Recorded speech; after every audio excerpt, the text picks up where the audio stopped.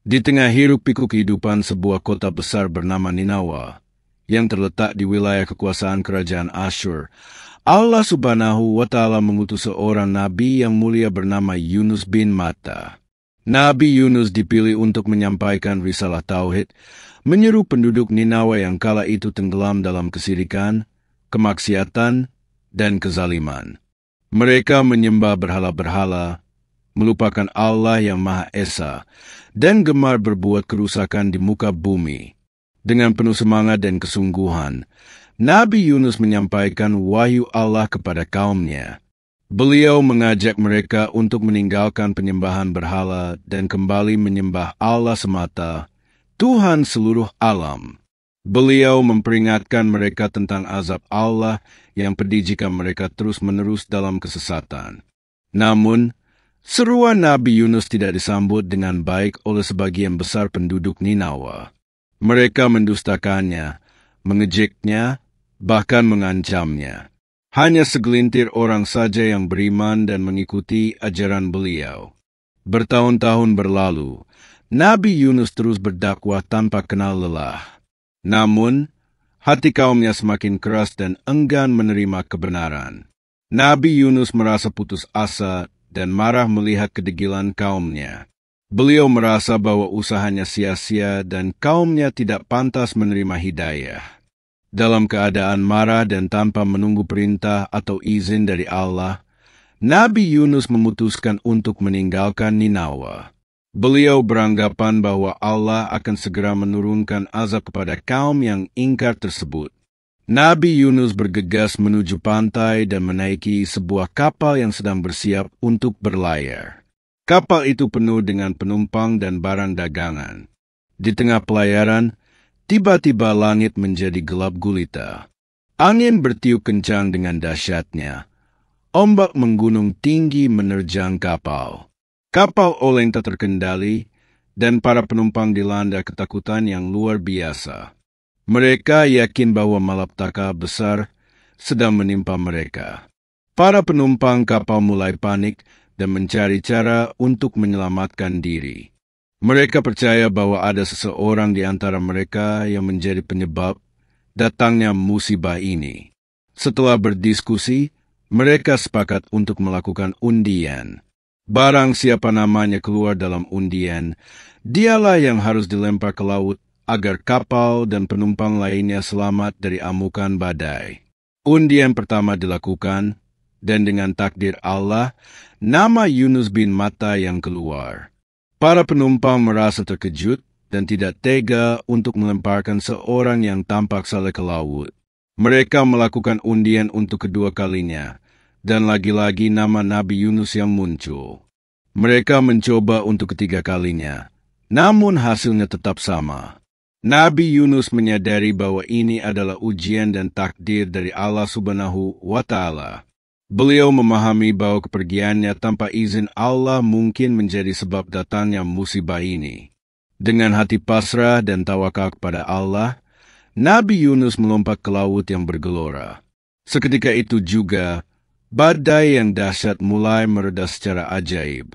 Ombak yang mengamuk perlahan tenang, dan langit yang gelap mulai cerah kembali. Para penumpang kapal merasa lega dan takjub menyaksikan kejadian luar biasa ini. Mereka selamat berkat pengorbanan Nabi Yunus. Sementara itu, di dalam lautan yang dalam, Allah Subhanahu wa Ta'ala telah memerintahkan seekor ikan besar, sebagian riwayat menyebutkan jenis paus, untuk menelan Nabi Yunus tanpa menggerogoti dagingnya atau mematahkan tulangnya. Nabi Yunus seperangkap di dalam perut ikan yang gelap, sempit, dan pengap. Beliau berada dalam keadaan yang sangat sulit dan menyedihkan. Kegelapan perut ikan yang pekat mengingatkannya akan kegelapan hatinya karena telah meninggalkan kaumnya dalam keadaan marah dan tanpa izin Allah. Di dalam kegelapan perut ikan, Nabi Yunus merenungi kesalahannya. Beliau menyadari betapa tergesa-gesanya dirinya dan betapa pentingnya bersabar dalam menghadapi ujian dakwah. Beliau menyadari bahwa hanya Allah lah yang berhak menentukan hasil dari setiap usaha. Dalam kesunyian dan kegelapan, Nabi Yunus dengan tulus bertobat kepada Allah Subhanahu wa Ta'ala. Beliau memanjatkan doa yang sangat terkenal dan penuh makna. La ilaha illa anta subhanaka inni kuntu minaz zalimin. Tidak ada Tuhan selain Engkau, Maha Suci Engkau. Sesungguhnya aku termasuk orang-orang yang zalim. Doa ini terus-menerus dipanjatkan oleh Nabi Yunus dengan penuh penyesalan dan harapan akan ampunan Allah. Beliau mengakui keesaan Allah, menyucikannya dari segala kurangan, dan mengakui bahwa dirinya telah berbuat zalim karena meninggalkan tugas dakwahnya tanpa izin. Allah Subhanahu wa Ta'ala mendengar dan mengabulkan doa Nabi Yunus. Setelah beberapa waktu yang tidak disebutkan secara pasti dalam Al-Quran, ada riwayat yang menyebutkan 3 hari 3 malam. Allah memerintahkan ikan besar itu untuk memuntahkan Nabi Yunus ke daratan yang tandus dan gersang. Nabi Yunus keluar dari perut ikan dalam keadaan lemah, sakit, dan tanpa tumbuhan yang bisa melindunginya dari sengatan matahari. Atas rahmat Allah, di tempat Nabi Yunus terdampar, Allah menumbuhkan sejenis tumbuhan labu, yaktin, yang lebar daunnya. Tumbuhan ini memberikan naungan dan makanan bagi Nabi Yunus yang sedang dalam kondisi lemah. Beliau beristirahat dan memulihkan kekuatannya di bawah naungan tumbuhan tersebut. Setelah pulih, Allah Subhanahu wa Ta'ala memerintahkan Nabi Yunus untuk kembali ke Ninawa dan melanjutkan tugas dakwahnya. Kali ini, Nabi Yunus kembali dengan hati yang lebih sabar, tawakal, dan penuh harap akan rahmat Allah. Beliau kembali ke Ninawa dan menyampaikan seruan Allah kepada kaumnya dengan penuh hikmah dan kesantunan. Keajaiban terjadi. Setelah Nabi Yunus pergi, Allah telah memberikan hidayah kepada penduduk Ninawa. Mereka menyadari kesalahan mereka, merasa takut akan azab Allah yang sempat tertunda, dan bertaubat dengan sungguh-sungguh. Ketika Nabi Yunus kembali, beliau mendapati penduduk Ninawa dalam keadaan beriman dan taat kepada Allah. Mereka menyambut kedatangan beliau dengan sukacita dan penyesalan atas penolakan mereka sebelumnya. Allah Subhanahu wa Ta'ala menerima taubat penduduk Ninawa dan mengangkat azab yang seharusnya menimpa mereka.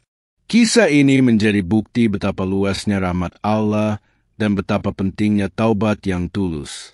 Nabi Yunus pun merasa sangat bahagia melihat kaumnya kembali kepada jalan yang benar. Kisah Nabi Yunus di dalam perut ikan menjadi pelajaran yang sangat berharga bagi umat manusia. Di dalamnya terkandung hikmah tentang pentingnya kesabaran dalam berdakwah, larangan untuk berputus asa dari rahmat Allah, pentingnya tawakal dan kepasrahan kepada takdir Allah, serta kekuatan doa dan taubat yang tulus meskipun dalam keadaan yang paling sulit sekalipun. Doa Nabi Yunus di dalam perut ikan, La ilaha illa anta subhanaka ini kuntu minaz zalimin, menjadi salah satu doa yang sangat dianjurkan untuk dipanjatkan ketika seseorang berada dalam kesulitan atau kegelapan hati. Kisah ini juga mengajarkan bahwa Allah Maha Pengampun lagi Maha Penyayang. Betapapun besar dosa seorang hamba, jika ia bertobat dengan sungguh-sungguh dan kembali kepada Allah, maka Allah pasti akan menerima taubatnya. Kisah Nabi Yunus adalah cerminan dari kasih sayang Allah yang meliputi segala sesuatu dan kesempatan untuk kembali kepadanya selalu terbuka bagi siapa saja yang mau bertaubat.